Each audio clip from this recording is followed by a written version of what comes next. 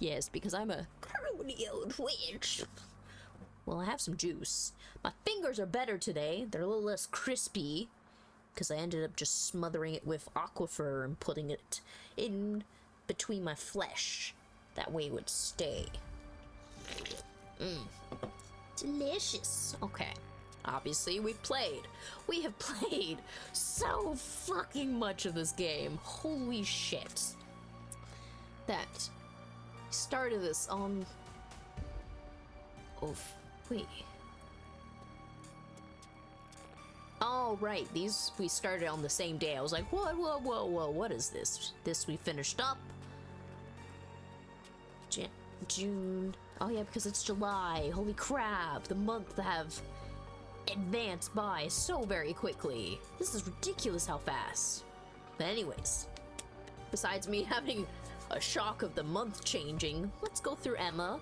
That way I can get this chunk of the chapter done, and then I can start upstream, and we can proceed forward with the actual information of, did I succeed? Did I murder? Did I infect people? Or is everything going to be kumbaya when we get to the end where it's going to say, brand new day, la la la, and then it pops up the screen of, who's alive? Who's dead? Who's infected? Hey. No, don't go down, the fuck? That was me loading. Gosh, we played fucking 2 more hours. 2 more fucking hours.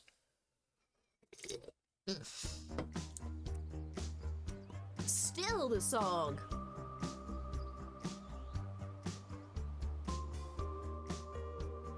Why is this such a good jam? So, hold on, I just realized that general store closes at 3 p.m.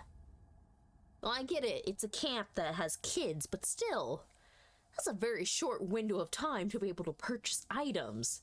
You have 8 a.m. to 3 p.m. So pretty much if anyone is, I don't know how they do their camp activities, but essentially, if they have a free day, which I don't think so, because, I mean, they have 2 months where it looked like Chris had planned out, like, every single day. Which now makes it seem really fucked up if he dies, because the whole deal of he took charge of this camp.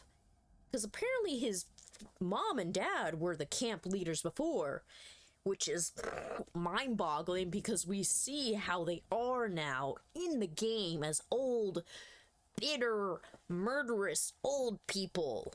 That's the other thing that I'm now just having that disconnect. That they were running this camp, like, at the start of the 50s, giving people a chance to be in nature, be out in the stars, collect pine cones, and this whole werewolf business was nowhere near happening. And I'm guessing they had their kids at the camp at some point. And just to think that big of time developing this camp, having this big lodge, having the lake. I mean, clearly they had this property long before this because of their grandparents and their great-grandparents and the whole moonshine business and running technically illegal drugs, because alcohol is a drug technically. It's just a liquidy form of it. Anyways, on that track, that they're building this camp, they have this beautiful scenery, this beautiful landscape that's pretty untouched by, like, pollution, too. Like, the only time they've mentioned something of potential waste products, but people are still going in the water, so I'm thinking they've set up a good system that has pipes that move it away from the lake. Please, I hope so. Anyways, they built this camp. They've nurtured it. They've kept this place running. Like, what? Because the game's supposed to be set, what is it, this year or last year? I forget if it's supposed to be set in 2022. Because 1953 to 2022. I can't think off the top. two different things. 1953 to 2002 is 69.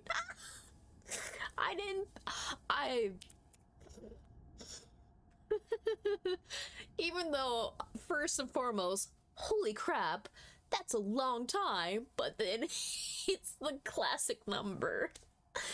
Anyways, that's a long time for a camp to be running very successfully, though, because all their equipment was maintained. They have a fucking zip line, and only now is the masonry column for that log cabin needing repair? I mean, that was good craftsmanship then, if it's lasted that long. Though, like last time I was mentioning, that must mean why it's broken is because the werewolves keep rummaging with it and keep bashing it. That's what I'm assuming. It's just weird the game hyper fixates on that point on both when we're looking at the blueprints, when we look at the letter, why it mentions it several times, because I can only imagine it's because it knows we're going to mess with the... Maybe a character has an opportunity to be on the roof. That's the only thing I can think of. I can't think of another reason why it tells us this in detail, unless it's just like world building. Who knows? Anyways, that was some information on that. But anyways, on with the party. We must party. We are stranded in the great American wild with nothing but our wits to guide us. Will humanity prevail, or will we grow ravenous and resort to eating the flesh of the deceased like I saw in that one plane crash movie? Oh yes, and our faithful companion. First course, breaking an filet au entry. Jacob.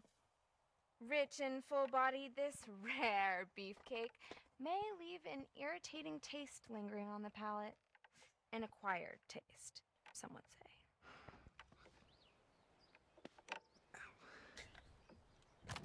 I guess thinking about it, why she decides to say an acquired taste, a lingering aftertaste as well.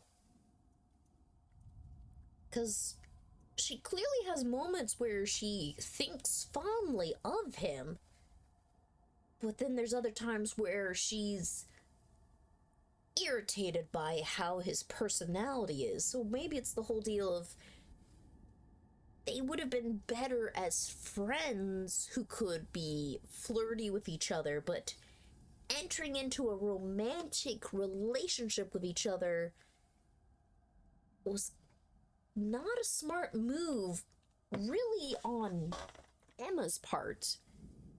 She's figuring herself out. She's playing a part that she feels. But she's even going off to whatever school and whatever pursuits that she's going to have in different states. So anything going with Jacob, the goofball who may be easily impressed or even naive to what true affection is, he could get caught up in this too quickly, while Emma is very grounded in the reality of it. So he's up in the clouds while she's a realist. That's what I'm realizing too, because how she talks to the camera when she's narrating, and then when she's talking to Abigail, she realized, what about having a escape route, having a weapon? As much as she should be more panicked, she's calm and collected still. But she knows she wants to have joy. Holy crap. Like, I am spending way too much fucking time on this game analyzing these characters. But I think that's the good part of this game. As much as I was annoyed with Until Dawn's cast, with how they fleshed out their characters and how they talk to each other, it had a disconnect and had an annoying perspective of people who just can't see the big picture and realize that they would need to work together and calm down to succeed. While in the quarry, they have disbelief, but they still have their own panic, but they get their shit together. Like, Until Dawn would have been solved a lot faster if they would just communicated with each other about the whole issues that happened with the prank, not executing that prank knowing how mean it was, C, not going back to the lodge without first discussing the missing person case. Like, Josh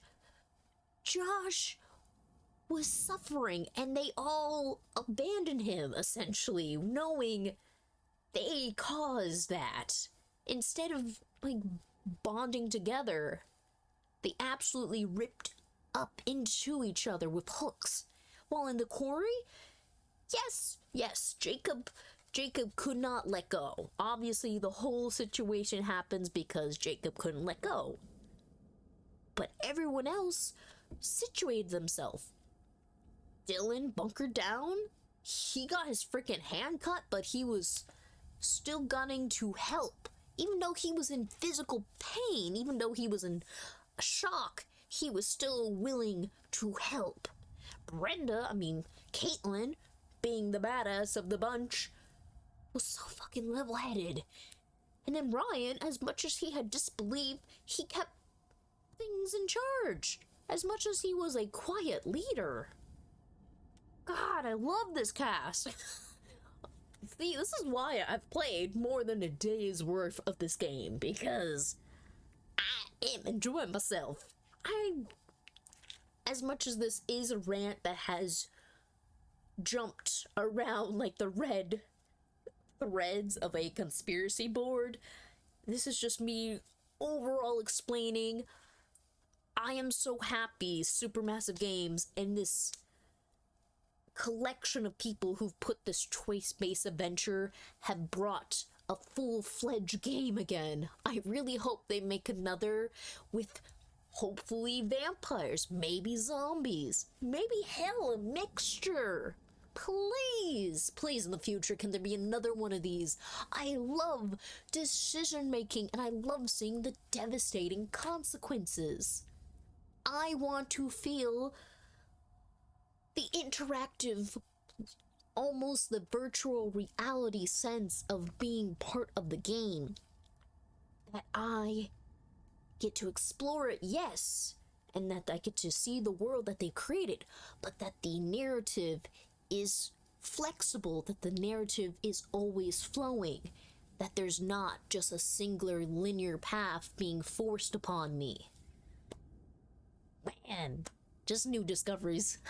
Okay, finally get through chapter 2 after this long rant. Wow. What? Looks like you're trying to thread a needle with a packet of loose sausages. Oh my god, I'm almost done, okay? He's trying. He and for the didn't have record, to. your analogies are very hurtful. Okay, I'm almost there. And especially right then. She made that little smile when he turned away, knowing her little, I guess, jab at him would get him a little flustered or frustrated. But he doesn't get super mad. Unless she's trying to pull out his real personality, so she knows he generally likes her and not just because he likes her face. Because that's another thing. She may feel like people want something from her and not actually want her. That whole deal of what she's offering is more shiny compared to what she is. which is frustrating because Emma clearly, she's got cardio. She's got a determination to kick when she couldn't kick the door, but still, it sounds like she can do some damage. She can be friendly with a lot of the camp people she knows. She's not bitchy. She is friendly. She's confident, yes. Like, maybe I'm just, like, putting her on a pedestal, but still, I like her character. Even though I say this, but then I myself probably would align more with Abigail's personality. As much as I would want to be Emma, I know in the actual reality of me in social settings, I just can't have what I want. 1 second. Hold on. No, we're not doing mean things yet. That's for another playthrough. Ah, there we go. And Viola, your hair. Why are we saying Viola, okay? Like, I've already brought this up, but seriously, voila, not Viola.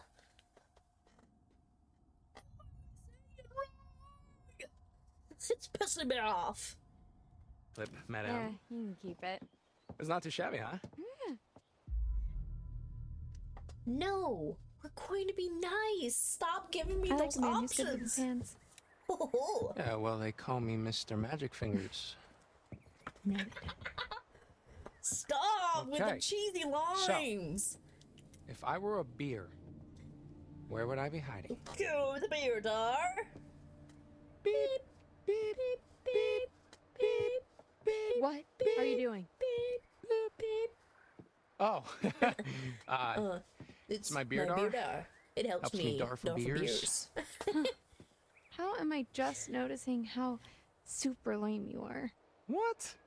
But it's my beer dar, dude. I'm gonna go over here. No beer door for you, Mer. Kids really wiped this place out.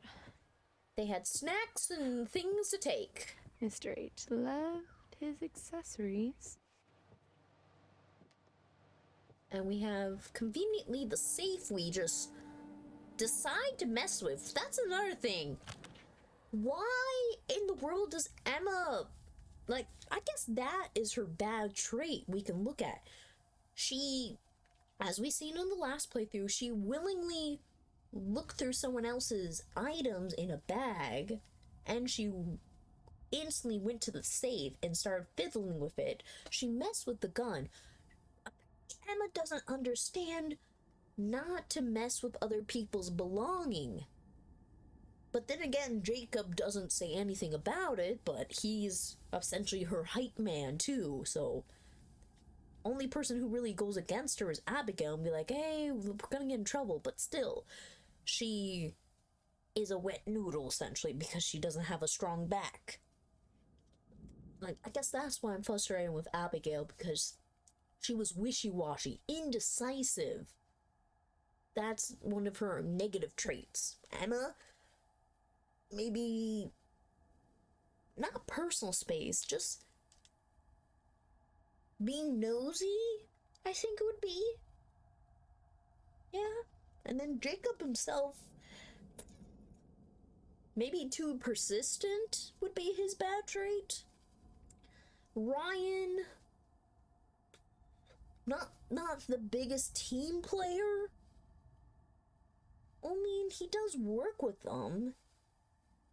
But what else would Ryan... I mean, Ryan dismissive. He's dismissive. That's what it is. And he shies away from social situations, which can be good and bad, depending on the context. Dylan, obviously he feels he needed to have a different persona, so feeling like he needed to fake himself the entire summer, or that he needed to crack jokes in order to be liked. And Nick, what could we say about Nick? What we could learn about his traits, he seemed to act a little too docile rather than buck up, in a way. Caitlin. Caitlin. Tact? Well, I mean, she's being honest, so maybe having the discretion of picking and choosing how she talks to someone, her word choice could be perceived as a weakness. Because being blunt and straightforward doesn't work with everyone else's personalities. So most people will feel like it's jabs than straight honesty. What else? Then Laura, it seems her canon personality is very stubborn and very bossy, while Max is pretty laid back and goes with the flow. So he wasn't really gung-ho on making an escape plan until Laura started thinking about it. That's for like all the counselors and stuff. I mean, fuck, when we look at the freaking family of Hackett's, Travis, obviously he couldn't say no to his family. He used his power and authority to cover up shit that he should not have been covering up, but hey, that's every cop in the world. Why did I have to do that?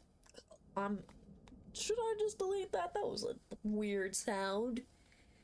Then the mom, Constance, she obviously too blind to understand empathy for other people, being overprotective. Chris, scattered brain,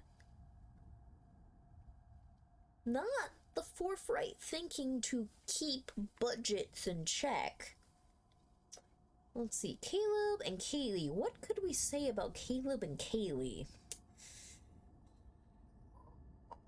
I mean, Caleb, he was not the most social person, and he was willing to do arson, so that's not a good trait that he would be a sheep to. Kaylee was a little too naive because she thought using fire would have been a smart escape strategy when she should have, maybe just called the cops, because why the heck are you going to have a young kid locked up in a cage? Oh, who else?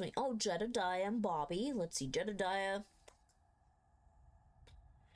I mean, God, we don't even know anything about his personality. I mean, besides that he was in a family that decided to cover up murders and hide their family for every full moon.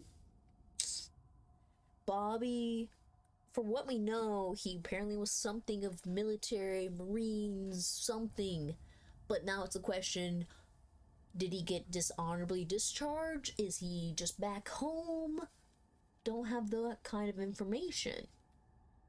Anyways, proceed, because I just keep talking. Stop! I need to play the game. I think It's locked. Why wouldn't it be locked? And you're still gonna fiddle with it. Nosier than the nose on your face. And I am still messing with the skin.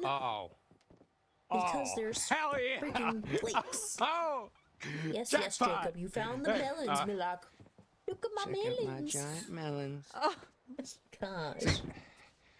You just cut a hole in it? mm-hmm. You pour in your vodka. It's party time. You just But the you thing pour the is, you vodka don't right even in. find vodka here. It's the most fun you could have You with a hole find in watermelon. beer, which is disgusting. Please tell me no one put the beer in the second lemon. Lemon, I mean Okay, I'm gonna leave melon. you two alone and go look for some more party supplies.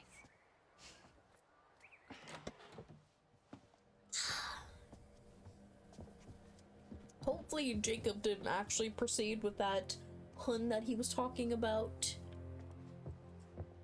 Right, and that we try it and we can't go through there.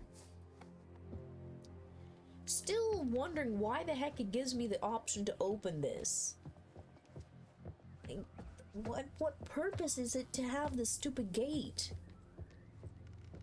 And then we just walk around and we have the option for the spookins. We have the souvenirs. You're there, looking around, being fucking creepy. Don't mind me, I'm just gonna walk off. And the little scary mask, it didn't really do anything. There was no consequence, so kind of lost the excitement for it. But I'll click it again. Maybe if I Hello, don't old open the door, friends. something else happens. Oh, yeah. I mean, try to scare Can't him pass up and an opportunity like hopefully this. we actually get a spook. Okay. Have y'all ever seen a grown man crap his pants? Because you're about to. And she's so confident in herself, but it just doesn't pan out. Oh, my. All right, now where should I hide? Would it matter where I hide? Like, they took the time and effort to animate this, detail it, put the shading, write the lines, and get them Emma? to voice act it. Hello? And it doesn't do anything for the game besides give us a weird clown dialogue. Look, if you're trying to scare me, it's not gonna work.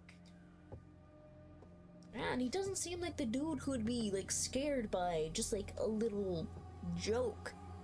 He's a little too oblivious.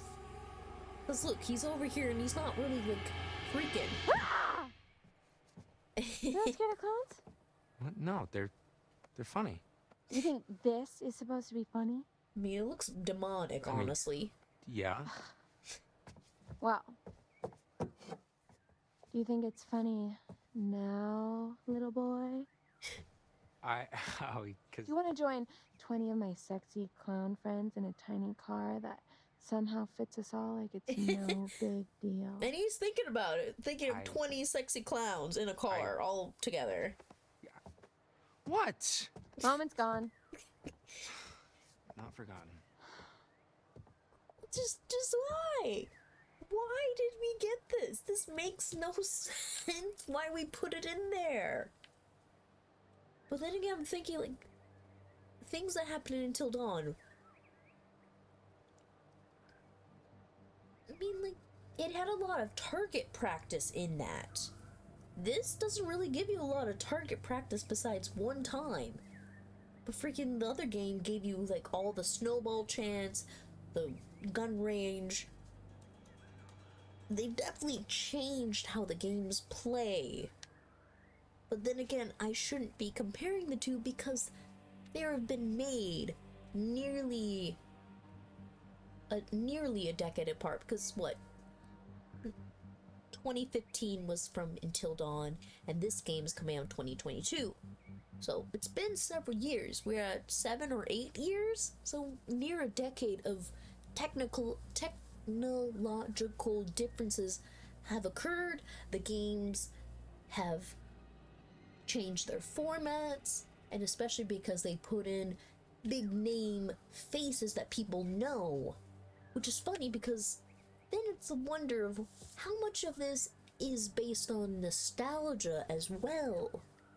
Because Ashley Tisdale and Brenda Song, two main faces that showed up in mainstream Disney shows. Because legitimately, has Ashley Tisdale and Brenda Song been any, like, mature shows at, like, in such movies that have played that people above 20 could watch, essentially? Like, being taken as a professional, serious role in comparison to a hotel show. Why am I going on this rant? Anyways, let's just continue. Let's go here. And we'll not kick open the door. So, boopity boops. Wonder where this goes. Ma'am, outside of the door, I hear you scratching. Good gosh, my little furry child is like, I want to be in. No, I want to be out. She just can't decide. We should just call in Jacob! Come check this out. Essentially, she does this. Ding, ding, ding, ding, ding. Alrighty then. Door, buckle up because you are about to meet your maker. I do not remember it saying that line. Done. Whoa! He's so proud. Whoa. Fucking motherlode. Good golly, Miss Molly. And again, that I want to keep this praise. place locked up. Think he'll be pissed when we raid his stash? What? Nah. No. I mean, he left us stranded here. It's like, Human rights. human rights or whatever. Sure.